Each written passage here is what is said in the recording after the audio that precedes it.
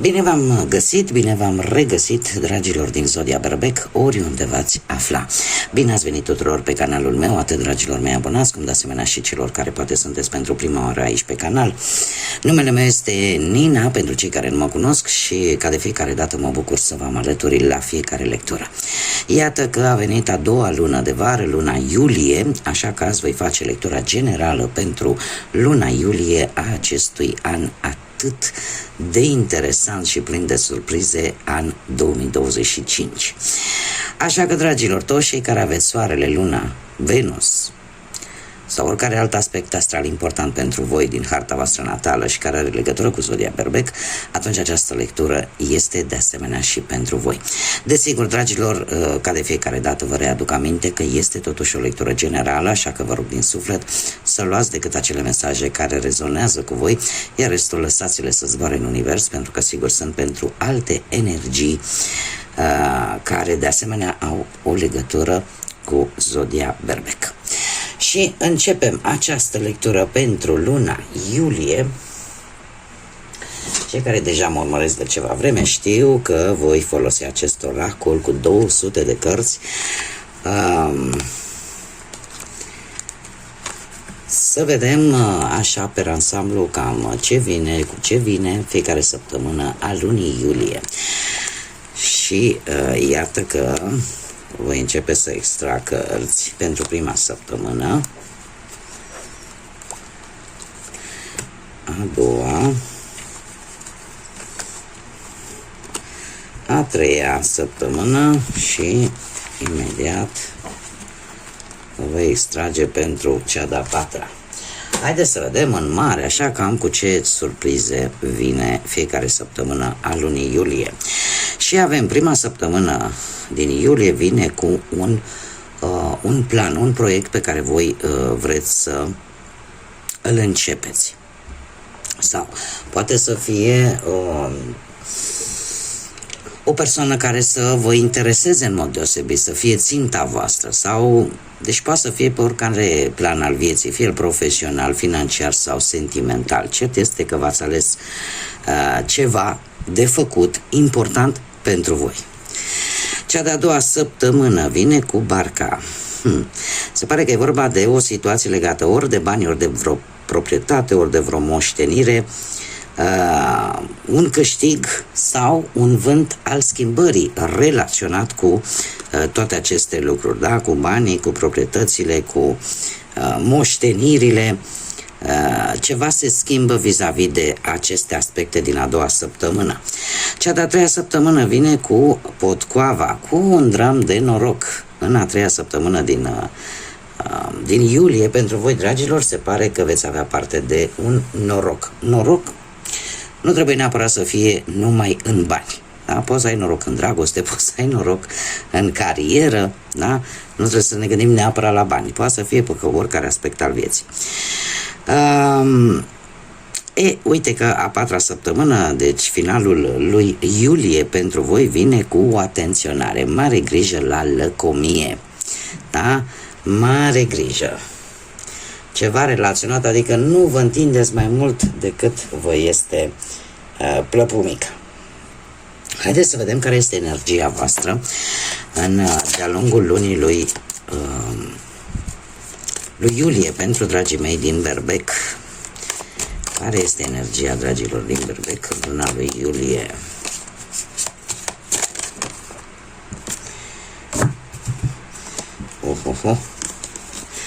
Dragilor,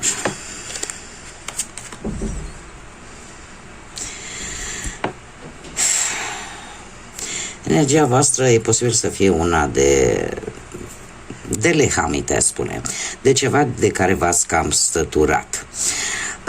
Și sunteți în faza în care vreți să mergeți cumva mai departe, vreți să ieșiți dintr-o situație care se pare că nu vă aducea mai nimic bun sau în care voi ați investit foarte mult și nu prea ați primit nimic. De asemenea, trebuie să vă spun că luna iulie pentru voi, dragii mei, vine cu în primul și în primul rând, vine cu o înțelegere mult mai bună vis-a-vis de relațiile voastre foarte apropiate, fie ele de familie, fie ele relațiile voastre în general, care pentru voi sunt importante. Da? Este o perioadă destul de bună pentru voi în care veți prospera cel puțin pe partea asta a familiei, dar nu numai. Da? Pentru că veți lăsa ceva ce nu mai funcționează, ceva ce nu vă mai aduce nimic bun, îl veți lăsa în urmă. Haideți să vedem ce ne spune și tarotul. Ce vine pentru dragii mei din Berbec în următoarea perioadă de când voi urmăriți această lectură. Să vedem.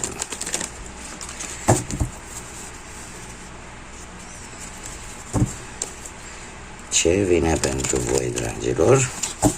Și începem, bineînțeles, cu partea profesională. Și avem un 3 de spade. Dragilor, pe partea profesională ceva v-a dezamăgit cu ceva timp în urmă. Probabil că cu acest 3 de spade, ori că cineva a luat laurii în urma muncii voastre, în loc să vină la voi, rezultatele s-au dus în altă parte, ori că ați căutat în alt loc o altă activitate în ceea ce privește jobul. Lucrurile astea, ceva s-a întâmplat aici, ceva care v-a dat o durere destul de emoțională, o stare așa mai, cum să spun eu, o stare destul de complicată, de negativă, da? Ori anumite cuvinte care poate încă vă mai macină, ori pur și simplu ați făcut voi o alegere rea și acum consecințele n-au întârziat să apară. Cert este că chiar și în acest moment, probabil că unii dintre voi încă mai aveți nopți nedormite, încă tot stați și le dați pe toate părțile și încercați să le găsiți o soluție. Luna lui iulie vine, dragilor, pe partea profesională cu un 2 de monede. Un 2 de monede care ne vorbește de atenție. Atenție pe un anumit job sau atenție pe o anumită ofertă, nu pe mai multe activități. Cumva trebuie să vă gândiți mult mai bine înainte de a alege. În cel mai rău caz, chiar dacă vă vin mai multe oportunități, să zicem, ar fi bine să vă axați decât pe acelea care într-adevăr prezintă seriozitate, acelea care prezintă în primul și în primul rând siguranță. Apare o necesitate de echilibru pe plan profesional și ar trebui să acordați atenție decât pe ce este, cum am mai spus, mai important pentru voi. Nu încercați să faceți sau să încercați să rezolvați mai multe lucruri deodată, pentru că va fi un pic complicat.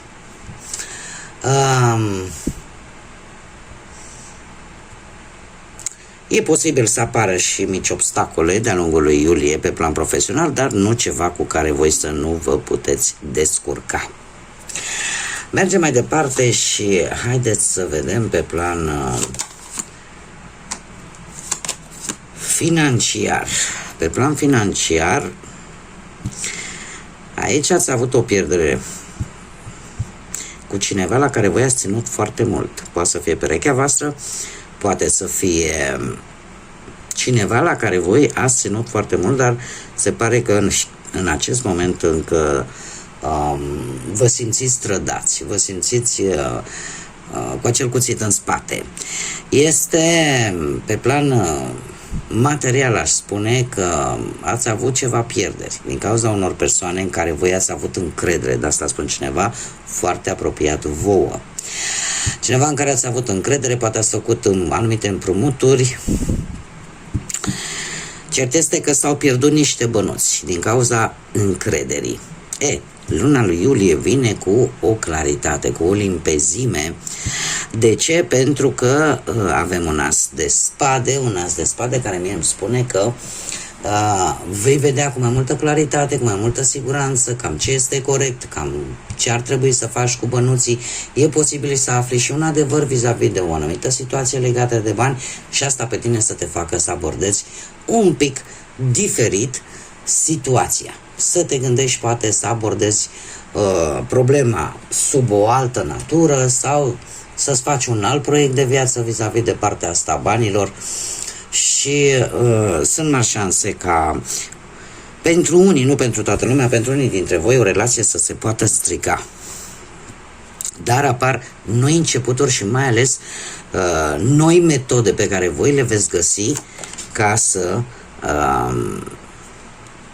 rezolvați anumite situații financiare. Mergem mai departe, partea sentimentală. Pentru cei care sunteți într-o pereche, trebuie să vă spun că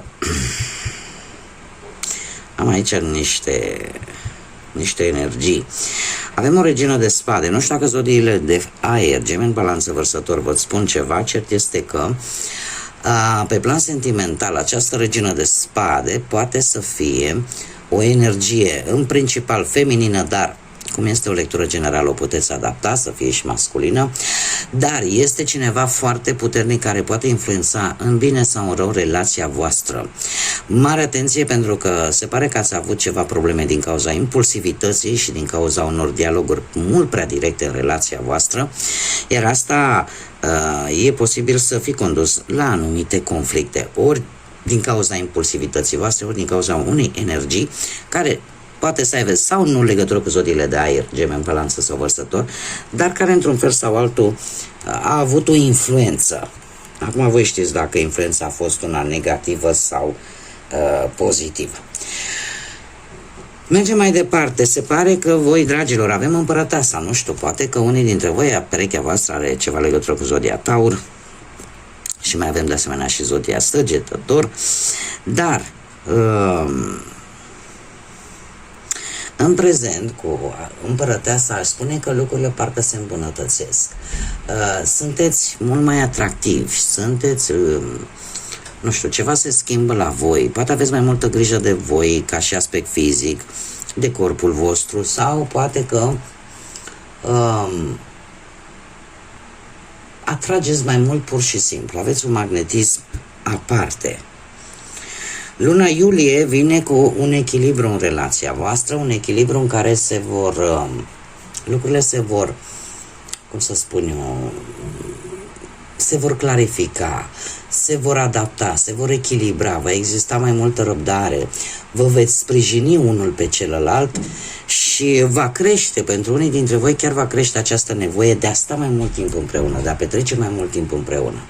Așa că sunteți, pentru unii dintre voi, chiar faptul că va trebui să vă adaptați poate la un loc nou sau la o nouă situație, cumva vă va feri de conflicte și vă va face cumva să vă sprijiniți, să vă ajutați unul pe celălalt și în felul acesta relația să meargă înainte. Mergem mai departe pentru cei care sunteți singuri. Viața sentimentală pentru cei care sunt singuri. Dragilor, voi avem... Ați avut o perioadă în care au fost mari șanse să cunoașteți pe cineva foarte generos prin intermediul unor cunoscuți cu ceva timp în urmă.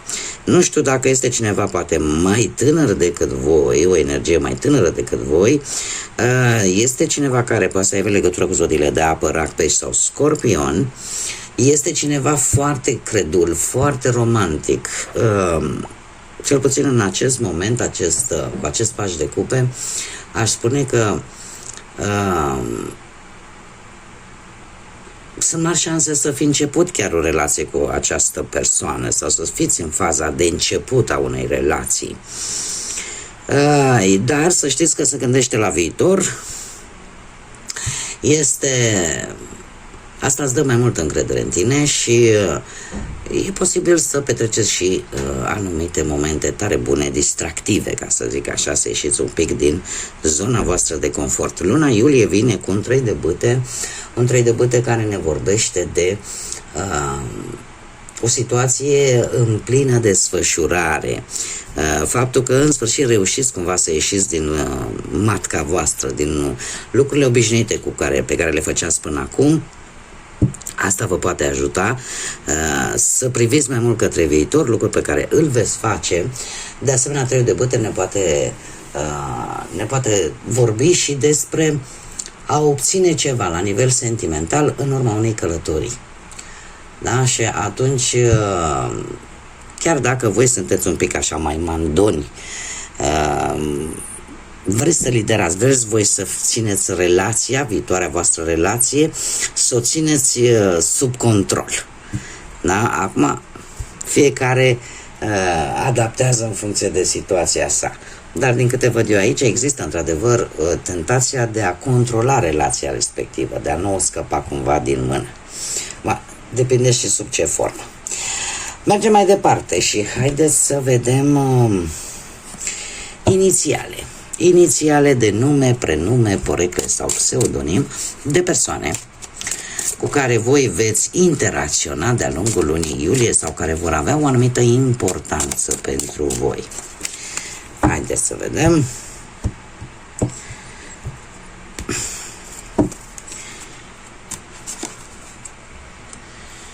Și avem litera U, litera M, litera T, litera C, litera H, litera L, litera F și încă o dată litera M. Inițiale de nume, prenume, pseudonim sau porecle de persoane cu care voi puteți interacționa de-a lungul lui iulie. Ca și zodii, aș spune că predomină într-adevăr zodiile de aer, Gemeni, Balanță sau Vărsător.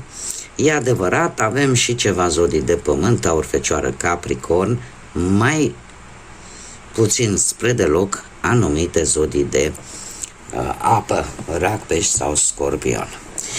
Acum, haideți să vedem care este surpriza lunii iulie pentru voi, dragii mei din Berbec. Surpriza legată de un timp. Acesta este oracolul timpului și vreau să vedem ce surpriză vă rezervă această lună iulie relaționată cu timpul.